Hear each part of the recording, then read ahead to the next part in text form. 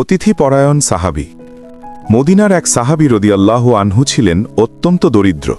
তার ঘরে প্রায়ই খাবার থাকত না, কিন্তু তার হৃদয় ছিল উদারতায় ভরা। এক রাতে রাসূলুল্লাহ সাল্লাল্লাহু আলাইহি ওয়াসাল্লামের কাছে এক অতিথি এলো। নবীজি সাল্লাল্লাহু আলাইহি ওয়াসাল্লাম সাহাবীদের দিকে তাকিয়ে বললেন, আজ রাতে কে আমার এই অতিথিকে আপ্যায়ন করবে? ওই দরিদ্র সাহাবী রাদিয়াল্লাহু আনহু হাত তুললেন এবং বললেন, ইয়া রাসূলুল্লাহ, আমি তাকে আমার ঘরে নিয়ে যাব। তিনি অতিথিকে বাড়িতে নিয়ে আসলেন। ঘরে এসে স্ত্রীকে বললেন, আমাদের ঘরে আজ খাবার আছে? স্ত্রী দুঃখ করে উত্তর দিলেন, শুধু বাচ্চাদের জন্য সামান্য খাবার আছে। তারপর কি হলো জানতে হলে আমাদের চ্যানেলটি সাবস্ক্রাইব করুন। সাহাবী বললেন, বাচ্চাদের ঘুম পাড়িয়ে দাও, খাবারটা অতিথির সামনে পরিবেশন করো। স্ত্রী তাই করলেন। বাচ্চারা ক্ষুধার্ত হলেও ঘুমিয়ে পড়ল। খাবার টেবিলে আনা হলো, কিন্তু খাবার ছিল খুবই অল্প।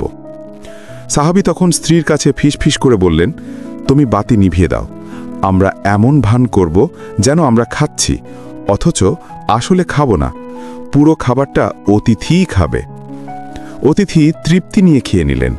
সাহাবী ও তার স্ত্রী ক্ষুধার্ত অবস্থায় রাত কাটালেন, কিন্তু অতিথি ক্ষুধার্ত রইল না। পরের দিন সকালে সাহাবী নবীজি সাল্লাল্লাহু আলাইহি ওয়াসাল্লামের কাছে গেলেন।